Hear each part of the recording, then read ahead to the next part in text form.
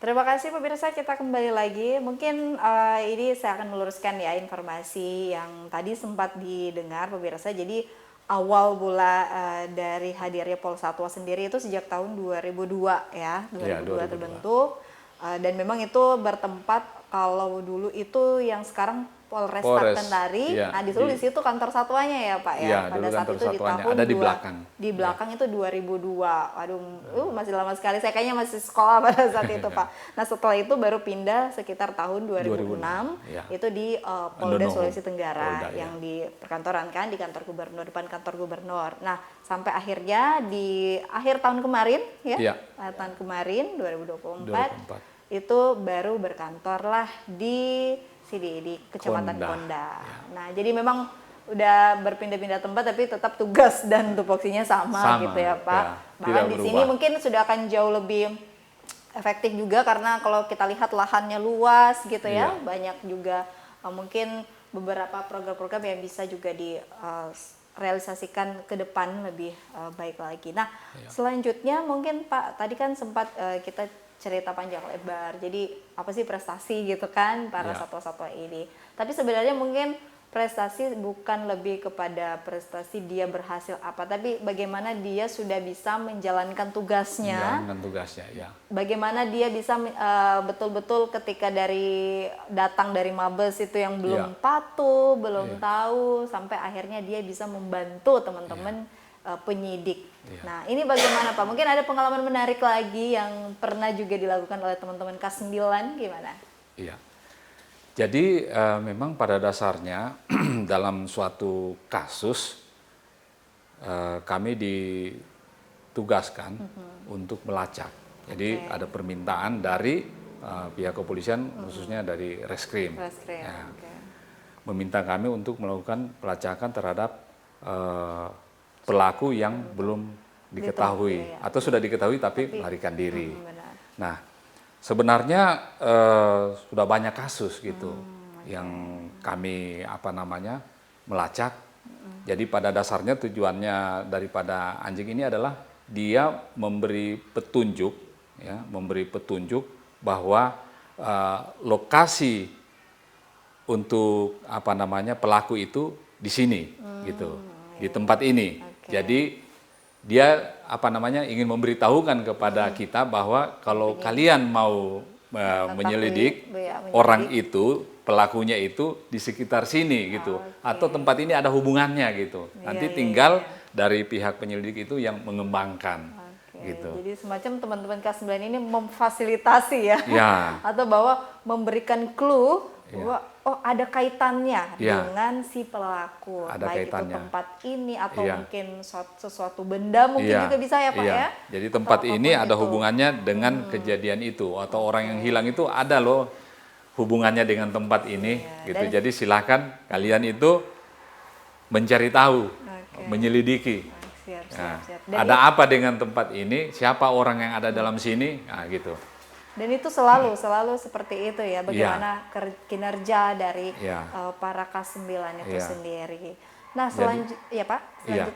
Kalau untuk prestasi sendiri yang sudah pernah kami raih itu sebenarnya banyak. Hanya kan banyak yang terekspos, banyak yang tercatat, ada yang tidak tercatat, ada yang tidak terekspos. Nah, dulu ada kejadian juga sekitar tahun 2012. Nah, kejadian sekitar tahun 2012 itu kejadiannya di lorong samping Rumah Sakit Hermina. Rumah Sakit Hermina di Lepo-Lepo. Nah, di situ ada sebuah rumah yang mana rumah itu kecurian. Jadi korbannya ini kecurian, dia itu ada 3 benda yang kecurian itu laptop, kemudian dompet itu ada juga isi uang, isi identitas, kemudian HP. Jadi itu rumah itu kecurian gitu, 3 benda itu. Nah kemudian masyarakat itu yang korban itu melapor kepada kami, minta bantuan untuk melacak ini di mana ini tempatnya ini, siapa orangnya ini yang mencuri ini. Nah waktu itu kami turun. Nah ternyata tidak jauh itu dari tempat rumahnya itu. Ya, rumah orang pelaku itu sekitar cuma 50 meter gitu. 50 meter. Tahu ya. Jadi anjing kami itu langsung menuju ke rumah yang bersangkutan, yang pelakunya itu. Dan memang di dalam rumah itu didapati ada dompet itu. Siap. Jadi dia betul-betul bisa mengendus ya, dia mengendus bau mungkin ya Pak ya? Iya, bau yang ditinggalkan di tempat kejadian. Sebegitu memang kalau K9 ini melacaknya itu sangat jeli, mungkin berbeda dengan manusia ya Pak ya. Maaf, kalau kita kan terkadang hanya bisa asas praduga gitu ya ini. Tapi memang kalau K9 ini karena kemampuan yang dia miliki, sehingga betul-betul memang begitu maksimal pencariannya. Nah ini juga mungkin bisa jadi perhatian nih ya pemirsa, siapa tahu kalau ada yang merasa kecurigaan atau apa, bisa mungkin langsung ya menghubungi sini atau harus ke pihak penyidik dulu, tidak? Bisa langsung ke Pol Satwa? Bisa langsung ke Pol Satwa. Gitu. Ya, tapi ribet tidak prosedurnya? Enggak ya? Tidak. Siapa tahu ini juga Pak, promosi juga kan? Karena karena pelayanan ya prinsipnya pelayanan kepolisian itu harus cepat. Jadi jangan ragu, jangan kalau ada barang hilang berpikir mau ke rumah orang pintar ya, nggak usah. Ada teman sini ya, para K9 yang jauh lebih pintar dan lebih pasti bisa membantu kita semua. Iya sih Pak, karena memang itu tadi membuktikan bahwa pelatihan segala semua tahap-tahap yang dilalui para K9 ini yang membuktikan mereka akhirnya bisa sesuai memang tupoksi yang mereka didatangkan kan tugasnya sudah seperti itu ya Pak ya. Jadi memang betul-betul K9 ini luar biasa yang hal-hal yang sudah banyak dilakukan. Tadi dikatakan Bapak bahkan ada yang terekspos, ada juga yang tidak. Berarti sudah saking banyaknya kasus-kasus yang terjadi di Sulawesi Tenggara khususnya di Kendari. Nah sekarang untuk kembali lagi 10 unit, 10 satwa itu yang dikatakan tadi, ini kisaran umur berapa sih Pak? Ada batasan tidak? Maksudnya dia kalau terlalu tua juga akan menurunkan efektivitasnya atau sebenarnya malah lebih maksimal lagi? Ini gimana? Jadi yang kami miliki di sini umur mulai dari 2 tahun sampai 7 tahun yang ada di sini nih. Karena memang tidak bisa juga, memang batasannya ada. Oh ada, itu umur batasannya berapa? Itu ini kalau secara teori memang 8 tahun ya. 8 tahun itu menurun dia punya daya penciuman indera penglihatan, pendengaran juga otomatis menurun. Sama dengan manusia ya Pak ya, semakin tua kan. Manusia juga kalau sendi-sendinya juga itu kan kalau sudah tua pasti sudah berkurang. Sama dengan satwa ini.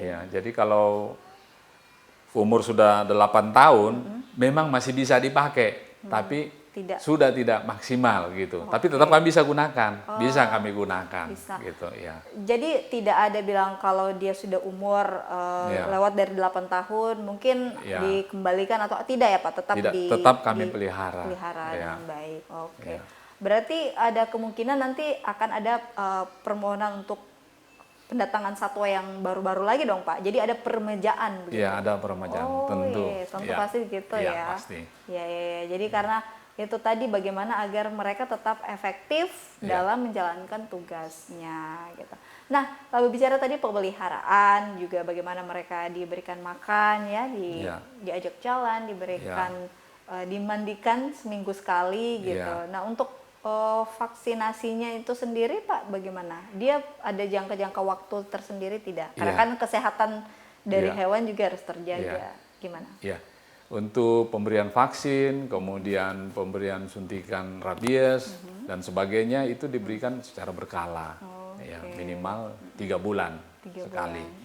Siap. Kalau pemberian vitamin, itu seminggu sekali kami berikan. Jadi minum vitamin juga ada Pak? Vitamin juga harus tetap prima ya.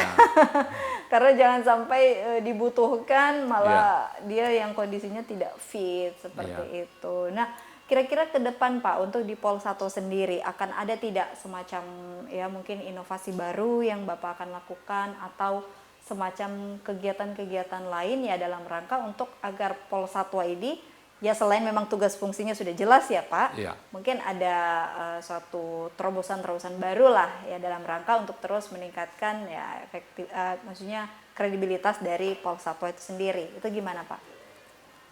Paling tidak untuk kedepannya kami mungkin akan apa namanya menggunakan lahannya, memanfaatkan lahan Iya, kan yang masih ada, luas ya, Pak. ya untuk Masih ya banyak. bisa menanam dan sebagainya lah. Mungkin kami buat kolam juga, Wih. kolam ikan Betul, gitu. betul.